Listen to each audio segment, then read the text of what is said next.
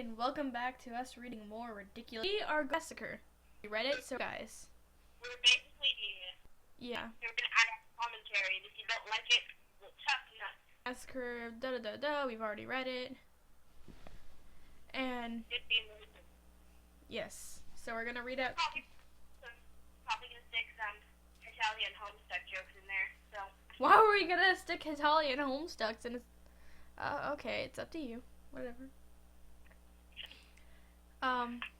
If lots of people have been saying this is worse than cupcakes, I mean, I enjoyed cupcakes. It made me laugh. It made me giggle too.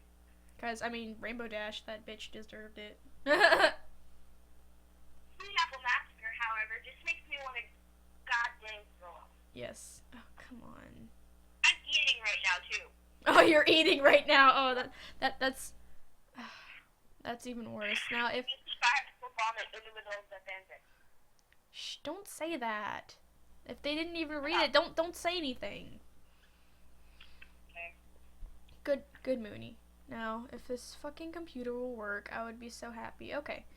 So, warning, the following fic contains rape, sadism, blood, and gore, feces, and urine. In other words, rape, violence, guts, shits, and piss. Please do not enjoy. Here it starts off. I'm just gonna ignore all of this part, but these are just what the ponies look like. They're fillies. Big Macintosh surveyed the many apple trees that made up Sweet Apple Acres.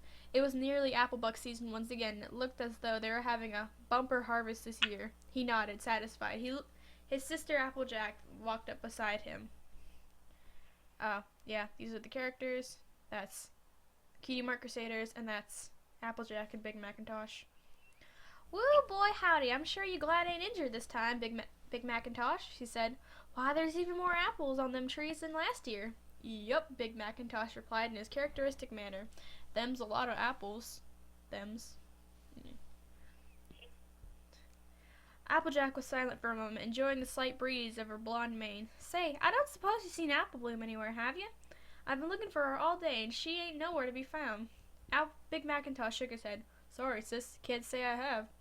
Darn, that silly filly has probably gone somewhere else with her friends. I just hope she ain't getting herself into any mischief, or there'll be hay to pay.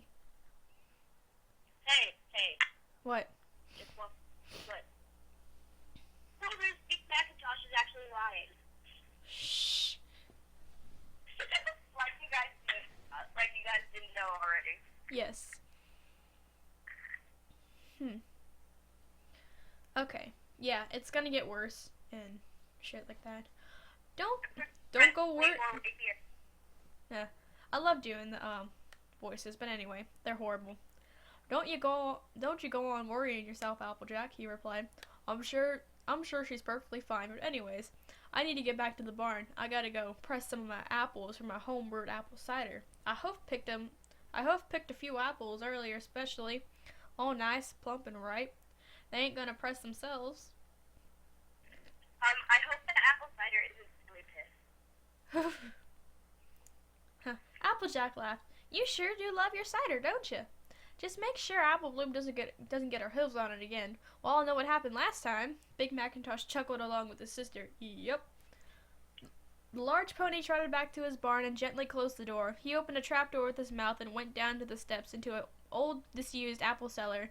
Usually it was filled with junk, scrap metal, worn out plows, old rope, and various bits and bobs that had outlived their usefulness. Big Macintosh often came down here when he wanted to get away from the world, to withdraw for a little peace and quiet. Anything to say, Mooney? Yeah, no, not really. I'm eating. Oh, you're eating. Today was different, however. The old rope, at least, had found a new use. Because the cellar were Apple Bloom and the fellow Cutie Mark Crusaders, Sweetie Belle and Scootaloo, bound up and gagged, propped up against the wall. The three pairs were scared.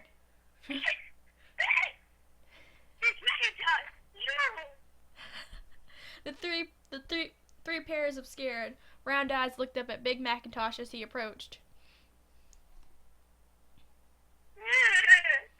Now then, you three fillies, he said, as placid as ever, y'all need to learn a lesson. You need to learn not to mess around with Big Macintosh. All I want is some peace and quiet, he said, looking directly at his at Apple Bloom. The little red-haired filly cowered under his gaze. All I want is a quiet life without all you cutie mark crusaders running around this place making with the noise. When I'm finished with y'all, there ain't gonna be any more noise. Why don't you just tell them to shut up? I don't know, he must be crazy. As Big Macintosh approached, Scootaloo flapped her wings, struggling to get off the ground. Big Macintosh laughed and grabbed one of her wings. He twisted it, at first slow, watching pain visibly grow in her eye, then tore it hard, smiling slightly when he heard a snap and the muffled whimper that came from Scootaloo. He then threw her on the ground. Threw it on the ground. Got raped. He took Scootaloo and threw her on the ground. I don't know. Your wings are useless, you silly filly, he said pleasantly. He then went to a toolbox and took out a rusty knife with a jagged blade and dropped it in front of the three fillies. I'm gonna take off the gags now, he said. The first one of you screams gets their tongues cut out. You know who that is? Shh. He took off Sweetie Belle's gags first. She looked up at him with terror, but she managed to stay quiet. Next was Scootaloo. She let out a strangled whine and was breathing heavily, still in horrendous pain from her broken wing, but managed to resist the temptation. Finally, he removed the gag from his little sister, Apple Bloom. She stared with him with large brown eyes, filled with fear and incomprehension. This was Big Macintosh after all. Her big brother and the gentlest of souls, wasn't he? Surely this was just a horrible joke, but she had seen what happened to Scootaloo's wing, and this was definitely no joke. She took a deep breath. Oh gosh, I think this is where it comes in. Applejack! Big Macintosh shoved his hoof in Apple Bloom's mouth, silencing her scream. He sighed and shook his head. I told you not to scream, Apple Bloom. You should listen to your big brother. I'm still eating. I'll scream, and I'll scream again, and Applejack will hear, and Apple Bloom said falteringly, you know, I kind of hope you do. After all, I still ain't forgiven Applejack for the injury she gave me last Applebuck season. If you want Applejack to join y'all down here, scream away. I, for one, would welcome her company. But now, to business. Still eating. Okay. Big Macintosh picked up the knife and loomed over the cowering Apple Bloom. He pinned her down with the powerful hoof and stuck the knife in Apple Bloom's mouth. Sweetie Belle vomited at the sight. The thick yellow chunks and acidic-smelling liquid splattered heavily on the floor. Scootaloo managed not to be sick, but then rather gasped and sobbed and choked in panic. Big Macintosh forced Apple Bloom's mouth open, and with some effort to cut off her tongue. Apple Bloom tried to scream, but her mouth was filled with blood, so it was a more muted gurgle. After a short while she collapsed, tears streaming from her eyes. Falling unconscious from the shock and pain, Big Macintosh then took the tongue and rolled it in the puddle of putrid vomit. He smiled at Scootaloo. You hungry? Oh gosh. Now I'm drinking water. This is not going to end well. Scootaloo shook her head vigorously and cast a defiant glare. If Rainbow Dash were here, she would kick the crap out of you. You maniac. Scootaloo said crap. Shut up. Big Macintosh shrugged. Well, she ain't. And anyway, I would be so sure. Rainbow Dash ain't as tough as she likes to make out. Ooh. He shoved the vomit-covered tongue into Scootaloo's mouth and used his hoof to clamp her mouth shut. Don't go trying to spit it out now, he said calmly, with a little laugh, and the filly struggled and squirmed. Didn't your mother ever tell you how important it is to chew your food? Scootaloo closed her eyes and flapped her one good wing desperately, eventually swallowing Apple Bloom's tongue.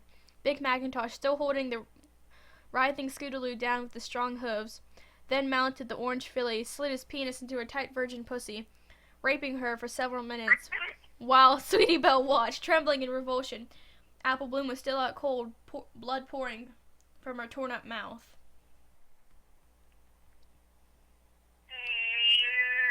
Cutie Mark Crusader rape victims, Big Macintosh said with a tender mockery as he fucked Scootaloo, followed by a gentle chuckle. Guess y'all found your purposes in life now. Your special talent is getting raped. Yep.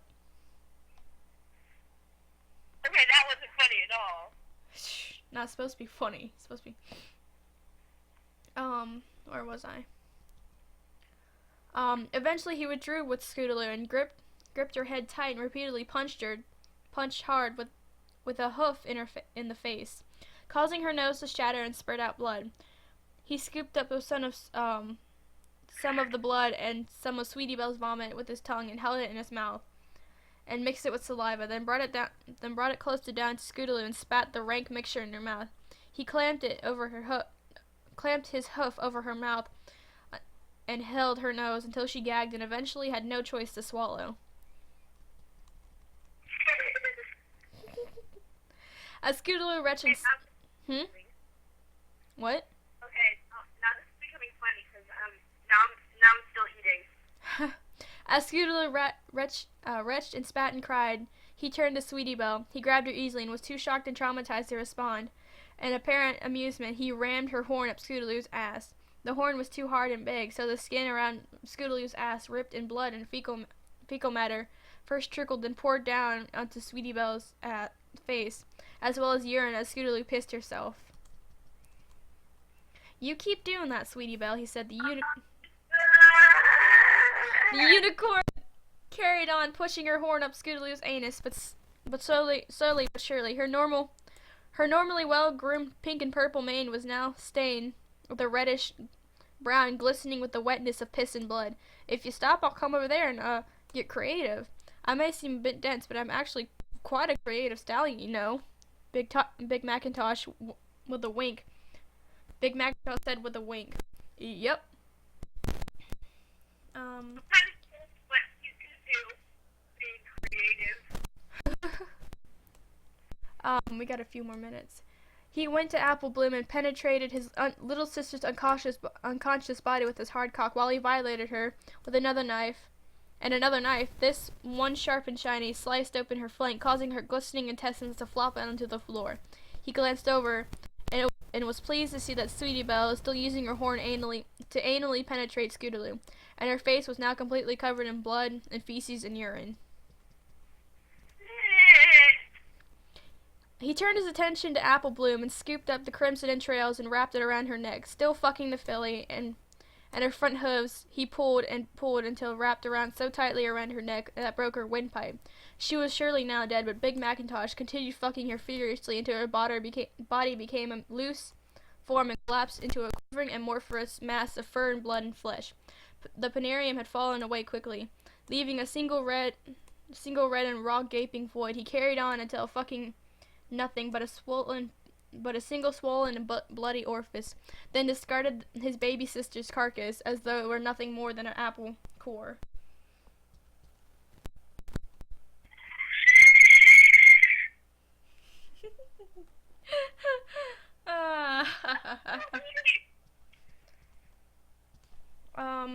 He then took the knife and grabbed Sweetie Belle and tossed her aside. He forced himself into Scootaloo's ruined anus and then took the knife and cut her ass in a sweeping motion up to her belly, and all of her innards fell out. Then grabbed her head, twisted and tore it clean off, using his immense strength, and then fucked it in the mouth and then tossed it aside. He had sex with the headless body, both in the vagina and the ass, until he got bored.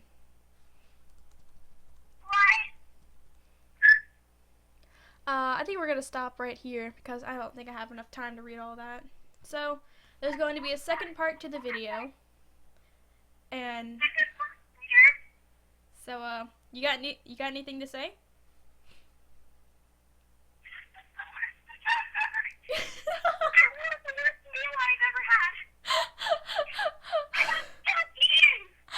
Oh god. Okay, I've got 14 minutes. So, you want to say your farewells? Farewell, bitches. See ya. There will be another video. Bye.